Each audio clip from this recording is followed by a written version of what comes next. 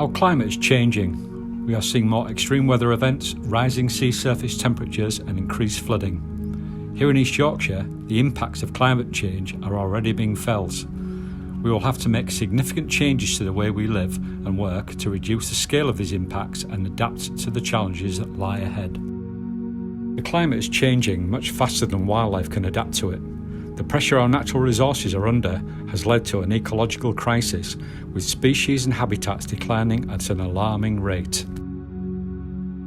The problem we have is that a lot of our key wildlife sites are small and isolated from other habitats, so their ability to withstand those big events is reduced, and significant rare populations of species can be lost in a single event. Hull and East Yorkshire is filled with a variety of landscapes and a wide range of habitats. These are important for wildlife, but also bring tourists into our area, underpin many of our businesses, and support the health of our communities. These varied landscapes can provide opportunities to address some of the climate change issues we are currently facing. Local Nature Partnership has been promoting the concept of natural capital to help understand and value the range of services that our natural assets are providing us, and also promoting reasons why we would want to invest in the natural world, not just for wildlife. A variety of environmental partnerships have been working to demonstrate these nature-based solutions across Hull and East Yorkshire. Although nature is at the heart of these projects, they are showing many ways that we can adapt and mitigate the impacts of climate change. Their starting point is not always an environmental one. So on the Leven Cars project, the agricultural company Alban Wise were keen to find a productive land use for some really low-lying and very difficult to drain land.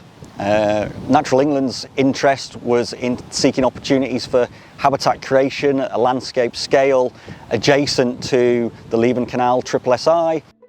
It made economic sense for Alban Wise. They were able to maximise stewardship grant opportunities, and we're also exploring carbon sequestration and flood risk management benefits for the project as well. Tree planting has been widely promoted as a solution to many of the issues we face from climate change. Our area is covered by the Northern Forest Initiative, with ambitions to dramatically increase tree cover across the north of England. Haywoods is the local partnership leading on tree planting and woodland creation in our area. Haywoods is one of the community forests that make up part of the Northern Forest, and they plan to deliver 50 million trees over the next 25 years. Target for Haywoods is 1.2 million trees in the East Riding area. Now, trees we know are important not just because of their carbon sequestration benefits, but there's the improvements to the biodiversity and the wildlife in the area. And also, let's not forget, after the lockdown, it's really important from a mental health and wellness point of view. Now, the Pat Foundation uses the veterans from the Green Task Force to deliver our tree planting project, and we're looking at around 80,000 trees in this planting season for the area, and that forms part of urban tree planting as well as working out in the community and with farmers in the local area. Agricultural land makes up 90% of East Yorkshire's area, so finding sites to create woodland can be challenging. But other projects are finding innovative ways to promote tree planting into our farmed landscapes. So we're mapping hedgerow gaps across East Riding because we think they're good places for potential planting of trees. The UK government wants to plant 1.5 billion trees and extend hedgerows by 40% by 2050. And we've found so far that there's about 8,000 kilometres of hedgerow gap across the East Riding, which would account for 1% of this tree planting goal. Elsewhere on our farmland, there are a range of opportunities to link food production with climate resilience.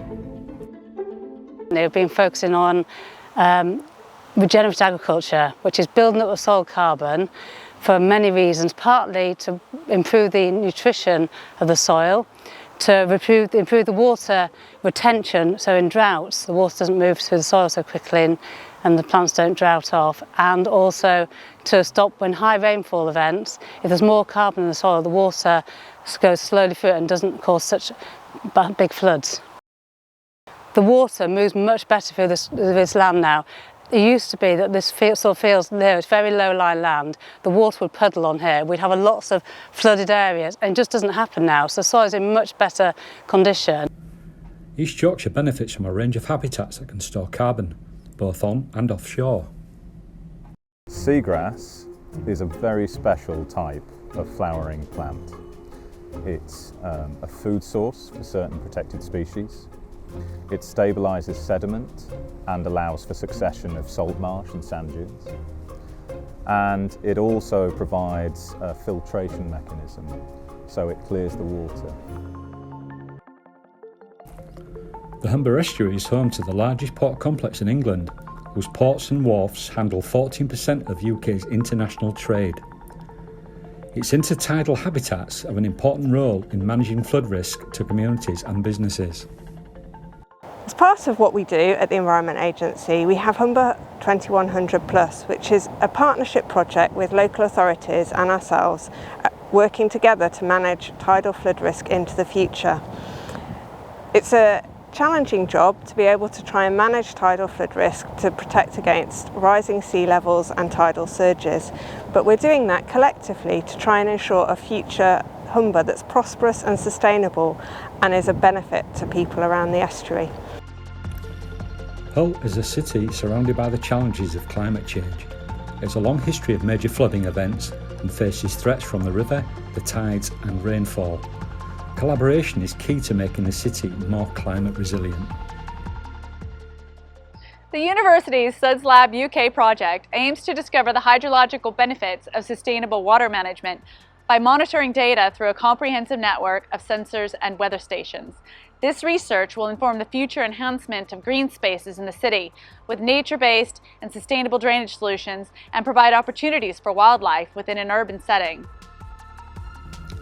These partnerships demonstrate the variety of ways that nature-based solutions can help address the issues we face from climate change. They are also highlighting why we need to act now. To respond to the impacts of climate change, we first need to understand what those impacts are. The RSPB are working with partners here on the Flamborough and Filey coast to monitor changes in the UK's largest mainland breeding seabird colony. Elsewhere, others are working to understand how climate change is impacting our important shell fishery. Working together under the umbrella of the Yorkshire Marine Nature Partnership will develop our knowledge and ensure that we recognise the resources we receive from the marine environment, like food, fuel and opportunities for recreation. Developing our knowledge together means that we can look at where nature-based solutions might be appropriate and address the impacts of climate change.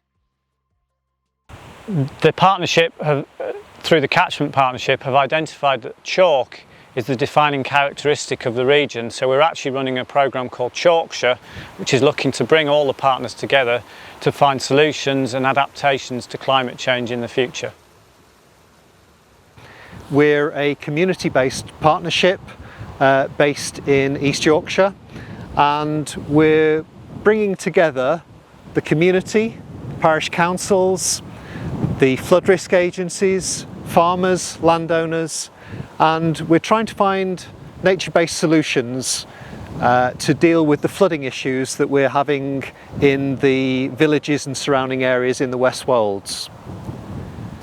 The LNP is really keen to support all these fantastic partnerships that are delivering on the ground and finding ways for them to be able to do more. We're working with the local enterprise partnerships, local authorities and other partners to explore what the green economy for East Yorkshire could mean, how to identify new nature-based jobs, how to create new green skills for our workforce, all so that we can achieve these great ambitions we've set out for the environment.